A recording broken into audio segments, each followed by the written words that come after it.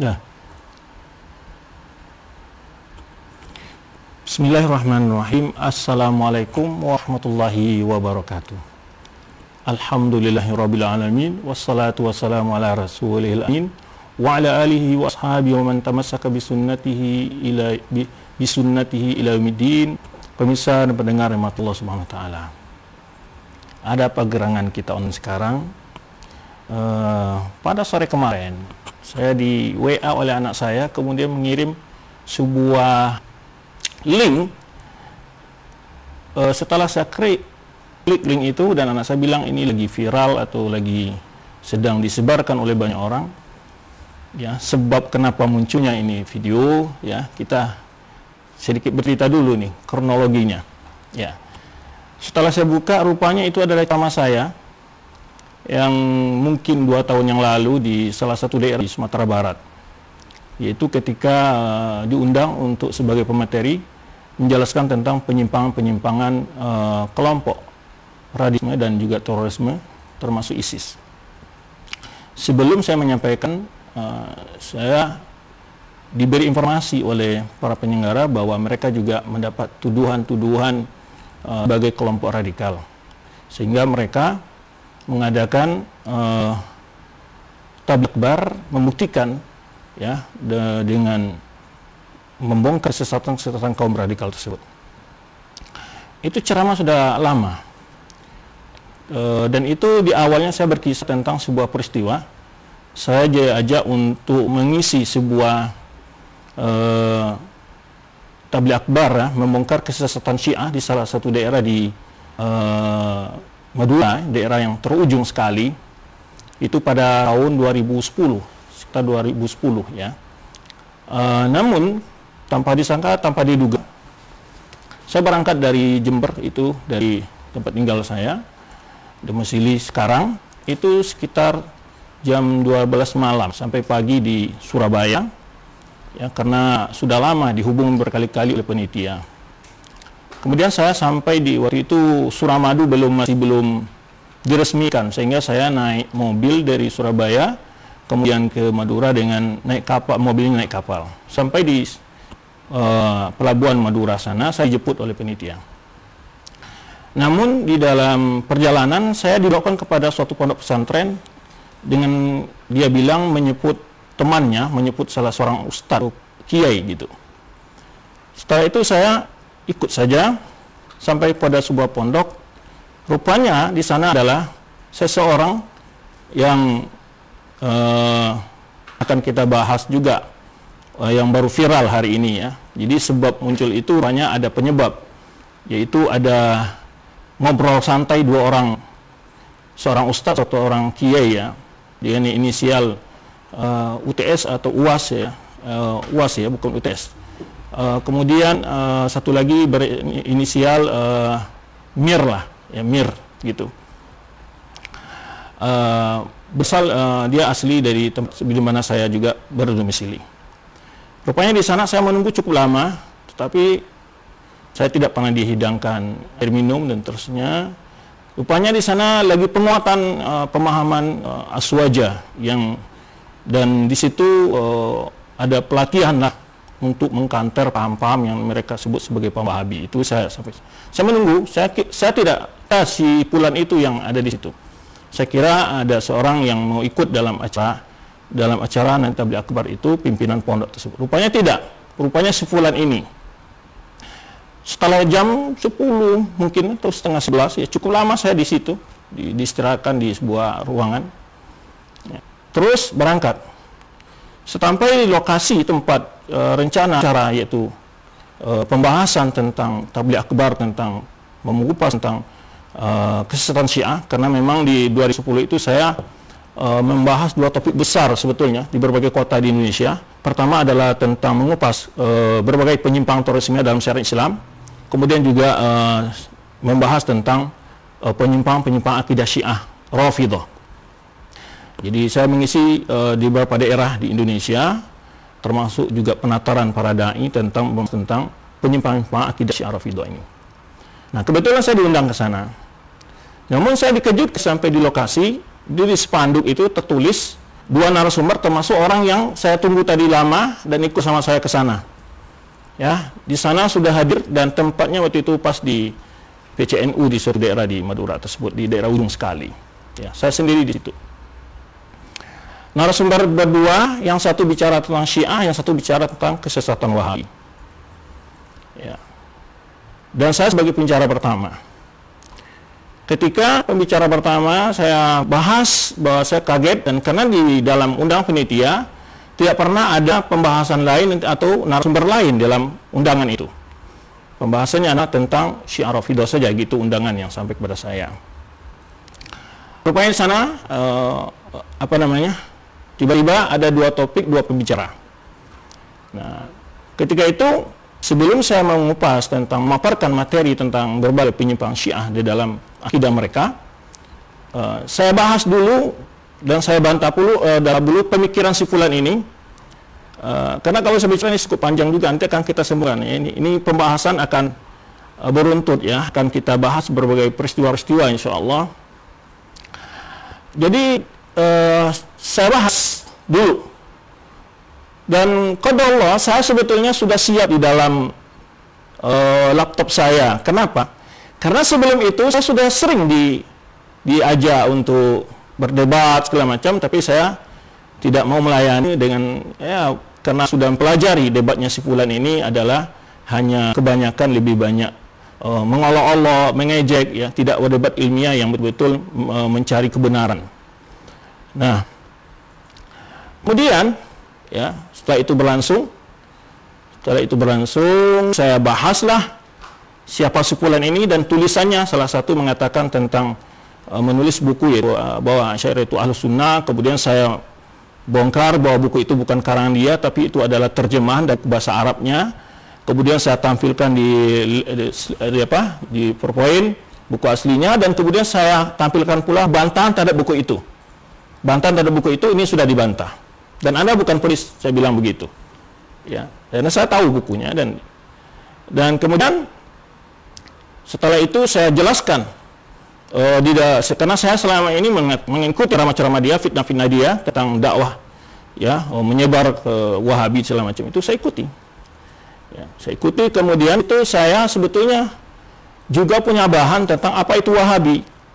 Ya, dan itu lebih banyak saya dari bahannya dari surat Syekh Muhammad Wahab sendiri kepada Ali Qasim, menjawab tuduhan-tuduhan fitnah-fitnah kepada beliau waktu beliau masih hidup. Saya bantah semua syubhat-syubhat yang biasa disebarkan oleh si fulan ini. Ya. Nah, akhir cerita ya biasalah antum bagaimana jawabannya di dalam debat, ya. Pasti ngiru-ngidul ke sini, nggak jelas topik yang dibantah gitu ya. Cuma berkilah lah, tidak bisa menjadikan secara ilmiah, dan ketika itu semua hadirin paham apa yang saya jelaskan, dan kesimpulan dari moderator mengatakan bahwa tuduhan-tuduhan itu tidak ada bukti, ya.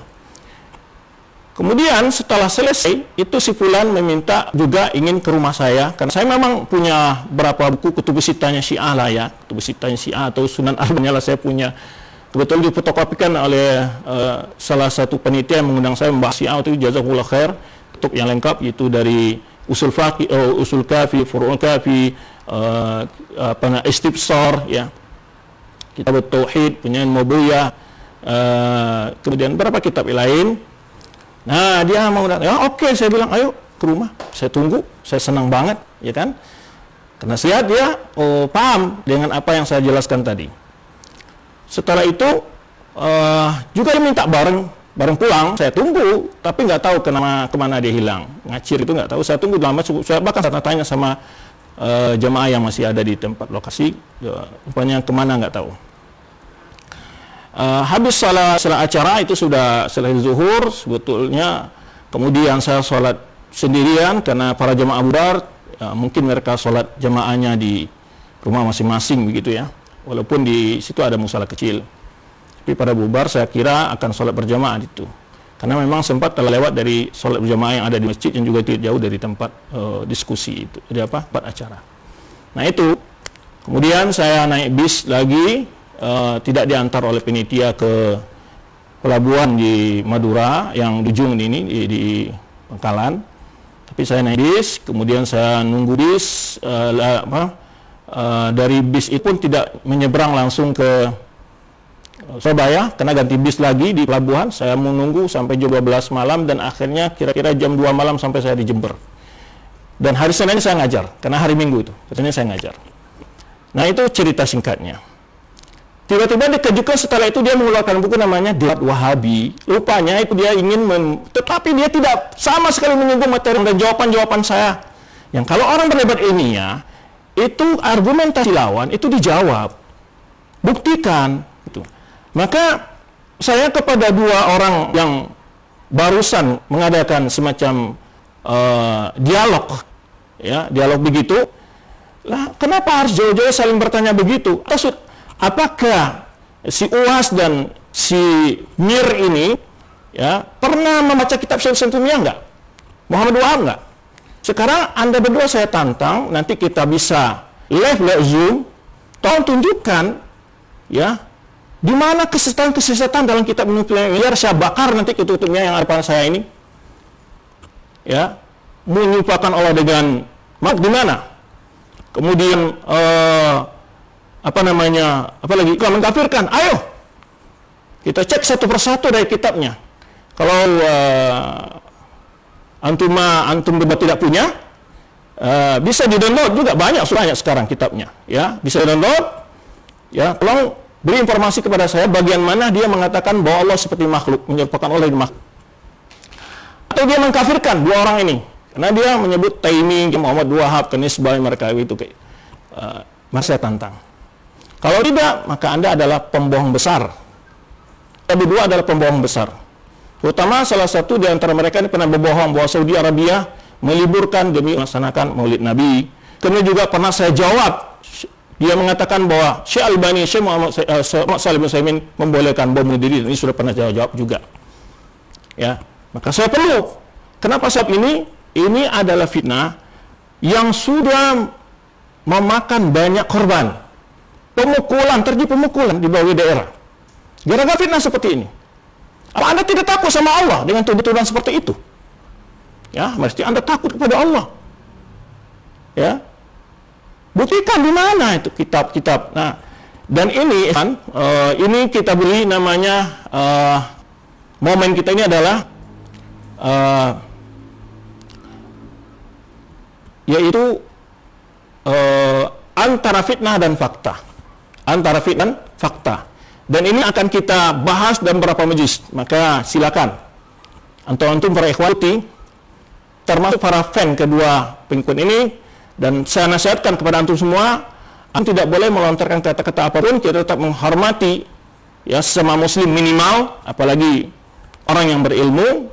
Dan kepada baik fannya dua orang ustaz ini, Anda harus fair, ya, tidak perlu main apapun, saksikan saja, karena para ilmu itu biasa jawab-jawaban, biasa diskusi itu. Kita kalau baca sejarah para ulama, biasa mereka diskusi, saat jawaban, ayo, kita akan jawab-jawaban, kita akan saling buktikan siapa sebetulnya yang membuat fitnah, dan mana faktanya kalau itu adalah bukan fitnah. Nah, itu kita minta. Ya, itu kita minta sekarang. Kalau tidak, takutlah dengan firman Allah Subhanahu wa taala dalam surah Al-Ahzab, ya, waladinu dzuna mu'mina wal mu'minat bighairi maktasabu faqad ihtamalu buhtana wa itsman mubina. Surah Al-Ahzab ayat 58, orang-orang yang menyakiti orang beriman laki-laki dan perempuan bighairi maktasabu, tanpa ada kesalahan yang dia lakukan, faqad ihtamalu buhtan wa itsman mubina. Sungguh Anda telah memikul sebuah kedustaan yang nyata dan dosa yang nyata. Kedustaan dan dosa yang nyata. Ya, ini yang pertama. Ya, sampai juga menyinggung bahwa ada di tempat saya dibilang oleh si Mir ini atau si Ir ini mengatakan bahwa di tempat saya ada yang nama lembaga memakai nama Imam Syafi'i, kemudian yang diajarkan adalah ajar Wahabi. Apakah pernah Anda datang ke kampus tersebut dan lihat buku-bukunya? Anda tahu materi yang diajarkan atau hanya sekedar ingin memfitnah? Saya undang Anda dengan penuh hormat ke sini. Mari kita lihat kurikulumnya, kita yang diajarkannya. Boleh kita lihat, dan berapa kita Imam Syafi'i yang diajarkan dari ulama Syafi'iyah, mutunya yang diajarkan, ya, di mutunya ajarkan kepada mahasiswa, ya, boleh kita buktikan bahwa Anda itu sebetulnya ingin memprovokasi orang untuk terjadi berbagai bentuk kerusuhan sebetulnya. Bukan ingin menyebarkan sebuah kebenaran. Kalau Anda memang jujur, yang selama ini, ya, salah seorang mereka ini yang dari Sumatera ini sering mengatakan kita harus tabayun. Anda pernah tabayun kepada kita Mu'tasimiyah? Anda pernah tabayun kepada kitab Muhammad Wahab? Anda pernah tabayun kepada dai-dai yang Anda cap sebagai dai Wahabi di Indonesia? Kalau ingin telepon kepada saya kasih nomornya. Yang lain tidak sebaikkan untuk mencatat nomor saya kecuali dua orang ini. Kalau ingin berdiskusi secara ilmiah dengan baik-baik, ya, nomor saya boleh ada WA 081 391 159 804. Kita berdialog secara beradab, secara sopan, tidak perlu kita biasa ulama dulu kita biasa tukar pikiran kah? Ya, mungkin saja antum berdua punya bukti, ya. Saya belum pernah nemukan, mungkin ayo kita berikan, kita buktikan. Dan kita kritik, ayo bersama-sama kita, ya.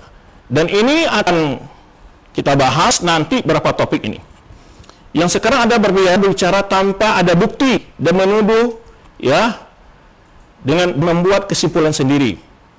Dalam adab ulama kita ketika menyebutkan kesesatan suatu kelompok, bukan persepsi kita yang dikemukakan, tapi ada mengambil dari sumber mereka, dibaca, ya, seperti umpamanya kita membantah Syiah umpamanya, bukan tuduhan dari kita. Kita ambil kitab mereka, kita baca halaman sekian, ya, dan kita tunjukkan.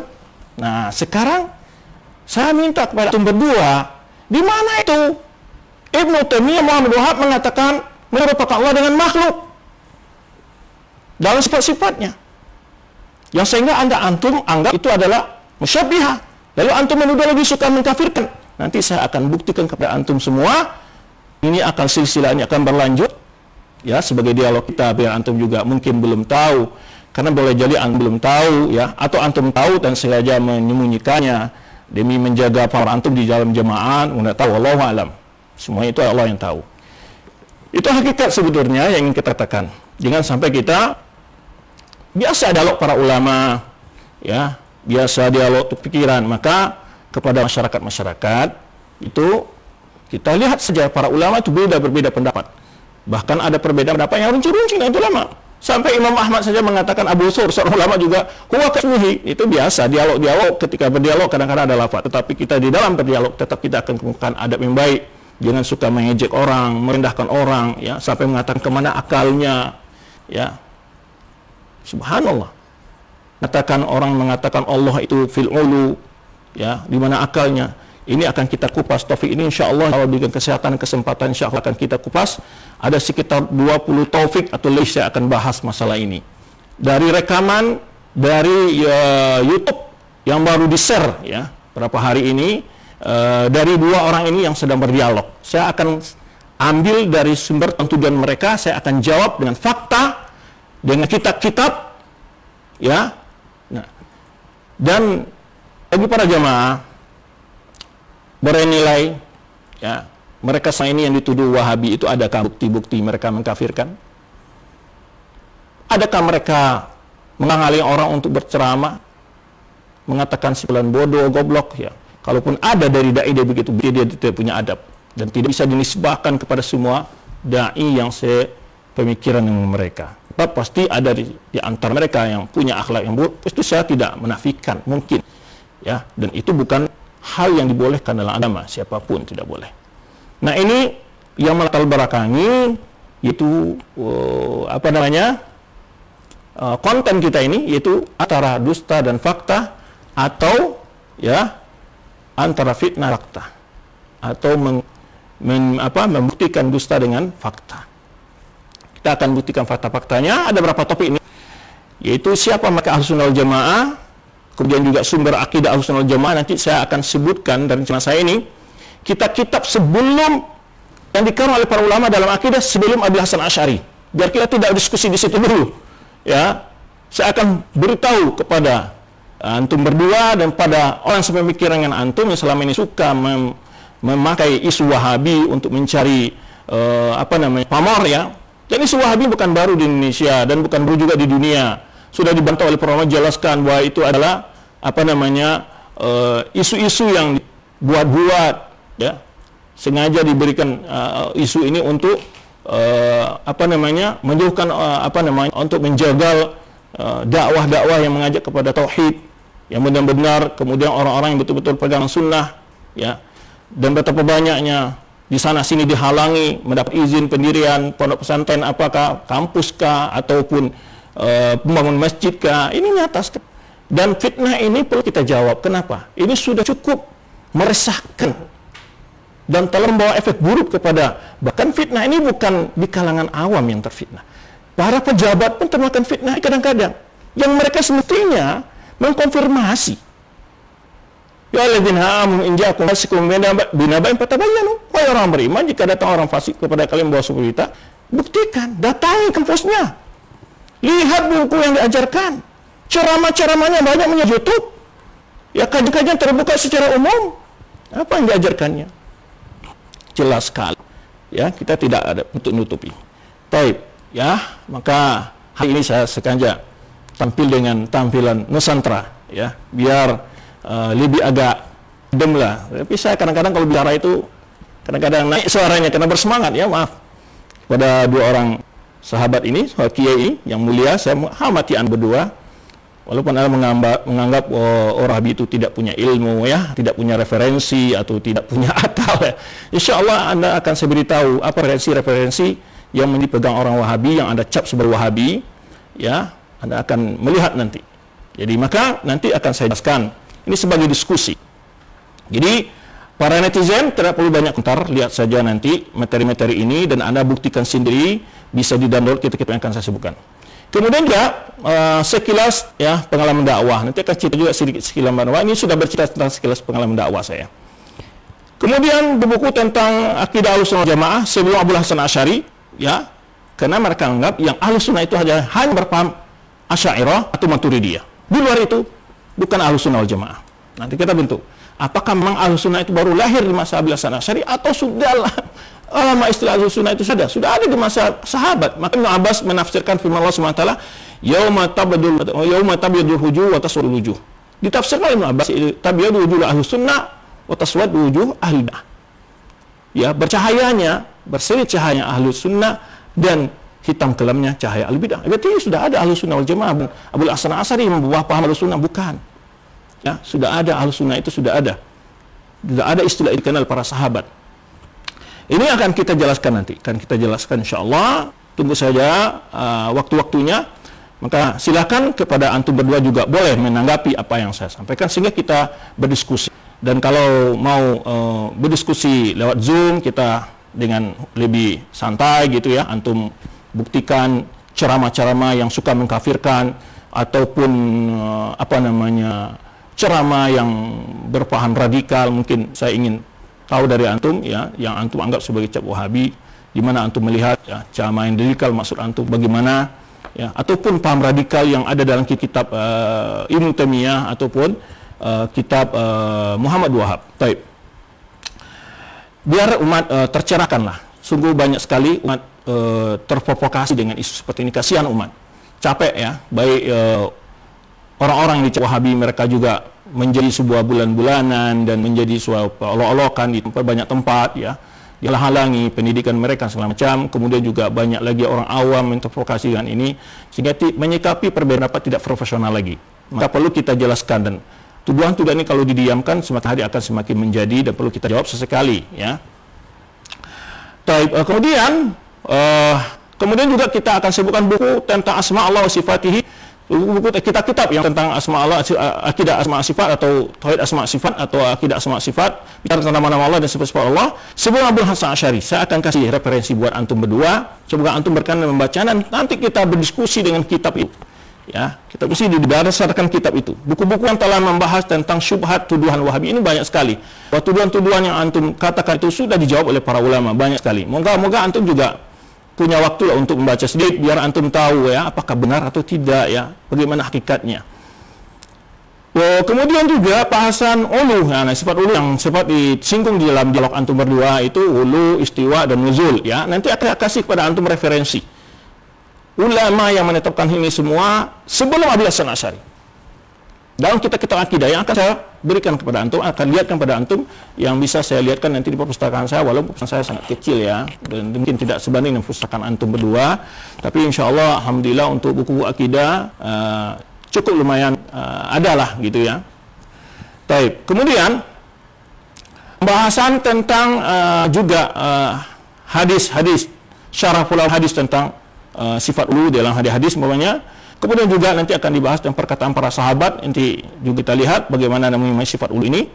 Kemudian para ulama mazhab, ya. Kemudian juga pembahasan istiwa dalam kitab-kitab tafsir. Jadi sebelum saya menerangkan, antum boleh lihat bagaimana istiwa itu di dalam penafsiran Ibnu Katsir, yang paling lah Imam Mufassirin lah, Imam At-Tabari, ya, Imam At-Tabari atau Ibnu Katsir atau Al-Baghawi, ya, Al-Baghawi. Boleh antum lihat bagaimana mereka menafsirkan istiwa, apakah dengan paham yang antum sebarkan itu adalah penafsiran, ya.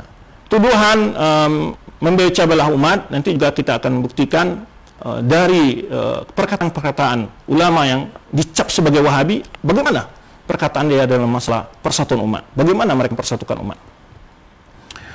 Kemudian juga tentang sifat nuzul, beliau juga akan lihatkan nanti kita kitab ulama sebelum Abu Hasan Asy'ari, ya, Abu Hasan Asy'ari rahimahullah, beliau juga punya kitab, beberapa kitab yang direkomendasikan untuk setelah beliau bertemu dengan Imam Ahmad menjelaskan bahwa beliau dalam kitab Ibanah, kemudian juga Risalah Ahli Thawab, nanti kita akan lihat kepada antum, ya. Kemudian juga tuduhan musyabbihah, tuduhan tidak berakal, ya, ini sebetulnya nggak apa-apa ya.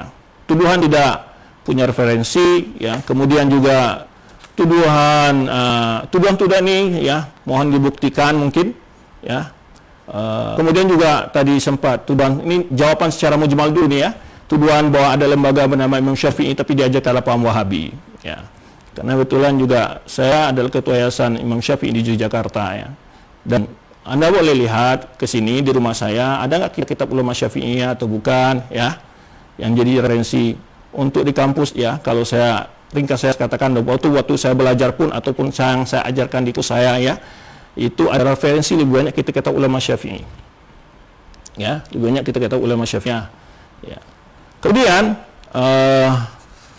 walaupun kami tidak belajar membaca kitab semua ulama, karena bukan berarti kita bermazhab Syafi'i dan tidak membaca kitab ulama Hanafi, atau, ya, kita itu disuruh oleh para imam yang empat itu mengikuti dalil, bukan mengikuti pendapat mereka. Dan tidak ada satupun seorang pun dari ulama yang empat, Abu Hanifah, Imam Malik, Imam Syafi'i, Imam Ahmad, mengatakan ikuti pendapatku. Tapi semua mereka kita ada mengikuti dalil. Dan ulama kita pasti ada kekurangan-kekurangan, tapi kita lebih hebat, tapi adalah kita berusaha membaca referensi ulama-ulama.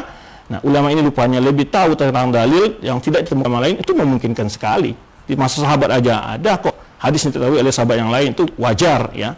Maka kita bukan ketika ada perbedaan ulama, kita bukan menghina ulama ini, merendahkan, tidak. Kita pilih pendapat ulama yang hujah di antara kedua ini, diskusi mereka kita baca mana yang lebih kuat pendapatnya. Itu nanti kita juga akan bahas bagaimana manhaj Ahlussunnah dalam beristidlal. Sampai juga menyinggung gaji, ya, di Saudi Arabia membantu semua dunia Islam. Untuk antum ketahui, itu Jamiah Islamiyah sekarang hampir 140 negara berkuliah di sana, digaji tiket pulang pergi. Dan tidak pernah yang kami dengar ini adalah ajaran Wahabi. Boleh antum baca kurikulum di Jamiah Islamiyah, ya, kitab hadis Kutubus Sittah pelajari. Tafsirnya apa yang dipakai? Antum boleh lihat ke situ. Ya. Tafsir utama yang dipakai sana adalah tafsir Ibnu Katsir, muraji yang pertama itu. Ya. Kidahnya Tahawiyah, Syarah Ibnu Abil Izz Hanafi.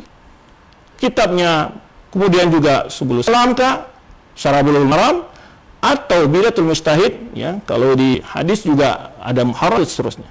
Dan kemudian Syarah Nawawi, Syarah Fathul Bari punya Ibnu Hajar, dan kemudian banyak lagi kita ulama yang tidak mungkin. Nanti kita akan coba melihatkan pembahasan ini, dan ini pernah jawab boleh dilihat di web saya, yaitu apa itu Wahabi, atau juga boleh dalam sebuah apa itu Wahabi, itu di akhir itu saya jawab kita yang pelajari setelah Madinah dan kita itu pula sebagian besar kami jadikan referensi untuk mahasiswa kami di kampus. Jadi kalau mengatakan hanya memakai nama Imam Syafi'i sebagai untuk menutup kesesatan padahal yang diajarkan dalam Wahabi, ini suatu kebohongan yang nyata. Boleh Anda ke sini, kita kitab yang kami pelajari yang ada di perpustakaan kami. Ya, maka oleh sebab itu ingat, terakhir saya tutup ya dengan firman Allah SWT yang tadi sudah sebutkan surat Al-Ahzab ayat 58, yang kemudian juga firman Allah SWT dengan surat Al-Buruj surat Al-Buruj ayat 10, innal ladzina fatanul mu'minina wal mu'minat tsumma lam yatubu falahum adzabu jahannam wa lahum adzabul hariq. Sesungguhnya orang-orang yang memfitnah orang-orang beriman, yang laki-laki dan perempuan, kemudian tidak bertobat, maka bagi mereka adalah azab jahannam, dan bagi mereka adalah azab yang membakar. Nasihat Rasulullah SAW, iyyakum wal kadzib. Saya peringatkan kata Rasulullah SAW, janganlah kalian berbuat bohong. Ya, innal kadziba yahdi ilal fujur. Karena kebohongan akan membawa kepada perbuatan dosa. Wal jur yahdi ila nar. Dosa akan memasukkan neraka. Maka kita semua, ketika ulama-ulama kita, ketika berbicara sebuah aliran sesat, itu bukan asumsi dari pendapat mereka. Mereka langsung merujuk ke referensi yang mereka kritik. Mereka baca, benar ini asli pendapat mereka, dan bahkan membacanya berulang-ulang, yang kita yang sampai salah paham, lalu kita menyalahkan. Ya. Kemudian juga firman Allah SWT surah Budi, ya, sudah terbaik. Kemudian juga sabda Rasulullah SAW, la yakhurul jannatan nam. Tidak akan pernah masuk surga orang yang suka mengadu domba. Ini pembahasan seperti ini akan mengadu antara umat. Ya, akan terjadi adu domba, saling benci. Dalam riwayat ketat, ya, tidak akan masuk orang yang suka adu domba. Jauhi provokasi itu. Ya, jauhilah provokasi dan berdakwah, mari berdakwah dengan ilmu. Kalau ada yang perlu diskusikan, kami sangat terbuka. Dan kami butuh nasihat-nasihat antum. Jika antum melihat, mari telepon, ya, nomor telepon saya sudah bacakan untuk antum berdua tadi. Ya, kita saling memberi nasihat. Ya, kita di antara kita bukan orang yang paling alim, masih perlu banyak belajar. Ya, perlu banyak belajar kita lagi. Ya. Kemudian disebutkan oleh Rasulullah SAW sebuah hadis ketika beliau Isra Mi'raj melihat seorang selalu merobek-robek mulutnya. Kata Rasulullah SAW ketika bertanya kepada Jibril, jawab oleh Jibril, siapa mereka itu? Rajulun yakdzibu kadzibatan tabulul afaq. Di azabnya, kata Jibril, ini azab orang yang bersatu kebohongan, kemudian kebohongan menyebar kemana-mana. Dan azab di akhir kala adalah merobek-robek mulutnya.